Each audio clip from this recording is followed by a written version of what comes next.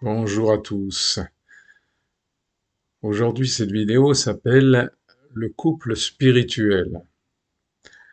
Alors, le couple spirituel, c'est un couple ordinaire, bien sûr. C'est un couple qui essaye juste de grandir ensemble.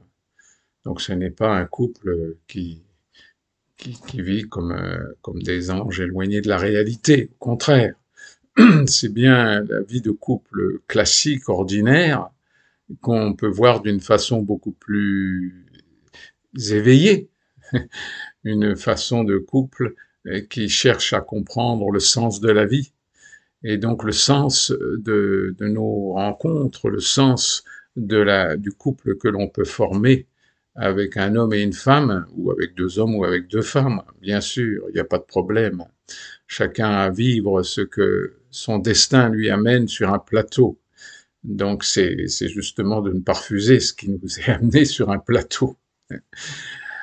Alors, dans la vie de couple, l'important, c'est de voir que on est deux êtres différents, et souvent on va nier cette différence pour essayer de voir des choses comme si on fonctionnait de la même manière, alors que c'est pas possible. Donc le chemin spirituel du couple, j'ai une image là qui me vient, qui est d'un maître, je crois, indien. Si vous voulez, le couple de base, c'est comme deux C ensemble, c'est-à-dire deux personnalités qui vont s'emboîter et qui vont, tant bien que mal, fonctionner parce que les manques de l'un vont compenser les manques de l'autre et vice-versa. Et donc ce couple va être une espèce de sécurité de survie, alors que le chemin spirituel, c'est justement dans le même couple d'arriver à faire de haut, c'est-à-dire deux cercles fermés, autrement dit, de vivre avec l'autre, dans l'amour, bien sûr, dans la tendresse, mais complètement libre de ses attentes, libre de ce que l'autre peut nous donner ou pas nous donner, pour que on grandit ensemble, on devient un adulte dans le couple. Donc le couple est vraiment le terrain de construction spirituelle incroyable. Et il n'est pas un hasard, bien entendu.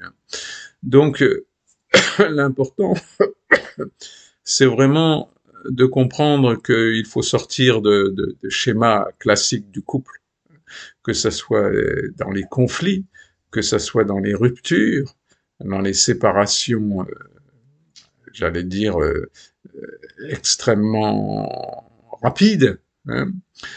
Donc vraiment, c'est de comprendre que notre chemin dans le couple, c'est tout simplement de perdre petit à petit toutes les illusions que l'on s'est fabriquées à l'intérieur et que l'on s'est fabriquées par projection dans la vie avec l'autre.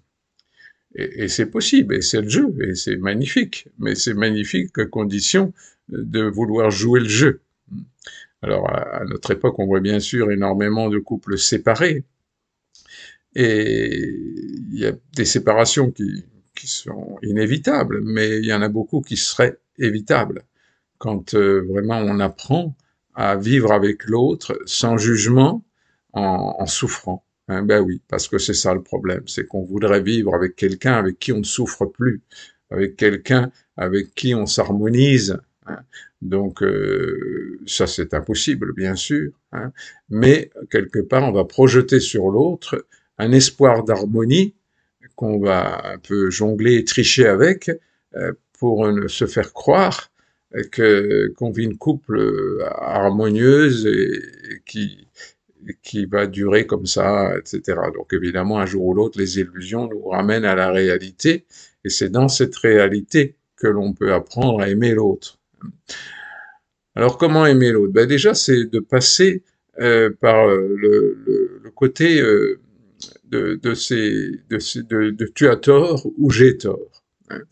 Il y a pas quelqu'un qui a tort, il y a l'autre, il est différent. Donc automatiquement, il va faire des choses qui me dérangent, qui me font pas du bien. Hein. Et moi aussi, je vais faire des choses qui me dérangent et qui font pas du bien à l'autre. Donc c'est bien de comprendre que c'est normal, mais de cela, ce n'est pas de reprocher, ni à nous-mêmes, ni à l'autre ce qui n'est pas juste. Hein. On fait ce qu'on peut, on grandit comme on peut. Donc on passe de j'ai tort ou tu as tort à je souffre et tu souffres.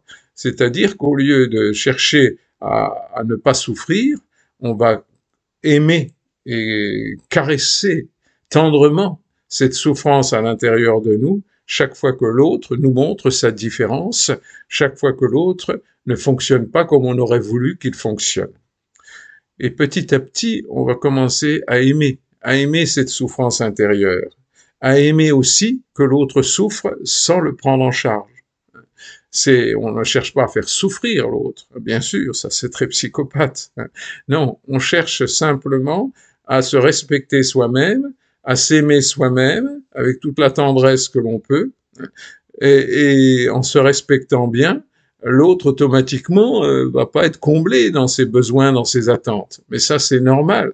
Donc il va falloir aussi aimer l'autre quand il souffre, hein, sans appuyer sur le bouton où ça fait mal, mais sans le prendre en charge non plus. Je vous assure que c'est tout à fait possible.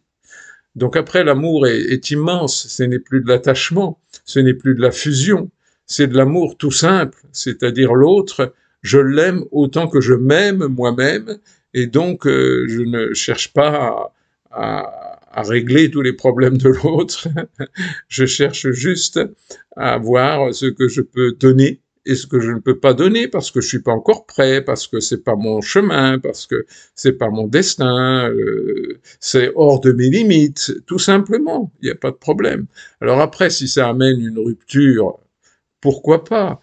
Mais à ce moment-là, c'est vraiment quitter l'autre quand on n'a plus de conflit. C'est-à-dire que on sait que c'est pas vraiment possible de vivre avec l'autre, mais on n'en veut ni à soi-même ni à l'autre.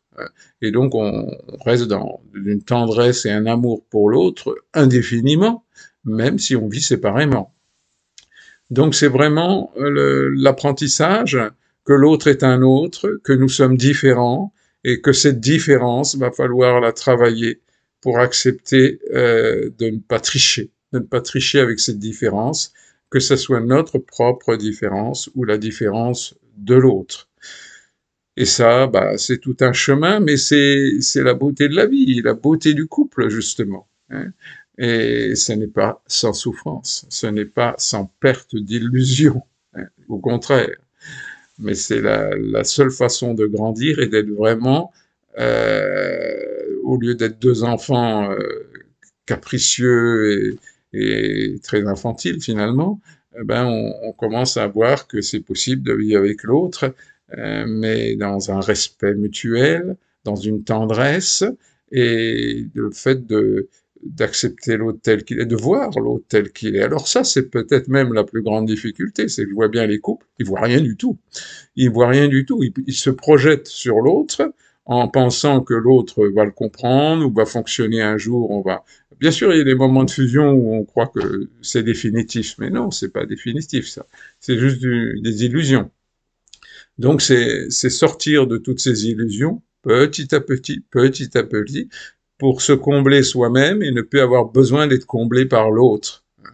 Et voilà, c'est tout ce chemin qui nous amène à cet amour de soi, à cet amour de l'autre, mais sans chercher une fusion illusoire qui automatiquement va nous ramener avec des épreuves parce que c'est ça Dieu, si vous voulez. Dieu, c'est quelque chose, c'est une énergie qui va nous ramener sans arrêt à des épreuves pour qu'on grandisse. Donc, je sais pas, moi, ça peut être des tas de choses, des infidélités, des violences, des tas de trucs comme ça.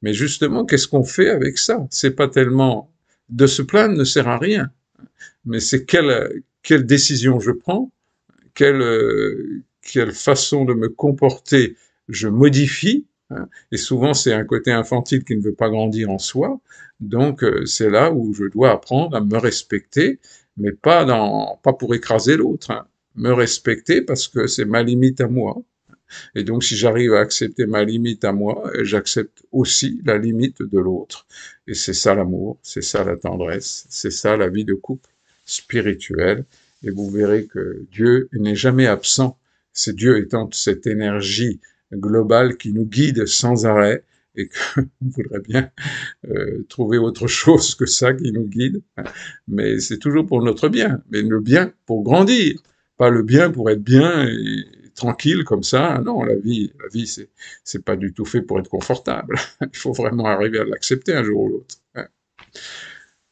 Voilà, bah écoutez, j'ai essayé de transmettre cet amour du couple que l'on peut trouver et qui est indispensable. Ça éviterait peut-être tous ces célibataires que l'on voit partout et qui ne savent plus vivre en couple. Hmm. Parce que justement, c'est ça notre société actuelle, c'est qu'elle ne veut plus du couple soumis, etc. Elle veut des couples libres, mais des couples qui grandissent dans l'amour. Donc c'est pas la liberté qui est à enlever, c'est la conscience de la réalité de la vie et de la réalité de Dieu, la réalité de ce que c'est qu'un couple spirituel, c'est-à-dire qui grandit ensemble et qui voit clair surtout, qui voit clair dans ce qui se passe. Voilà, plein de tendresse et toujours la beauté de votre vie de couple. Profitez-en et voyez évidemment tout ce qui peut être nettoyé dans cette relation de couple. Je vous embrasse très fort, plein de tendresse et du soleil dans votre cœur. Au revoir.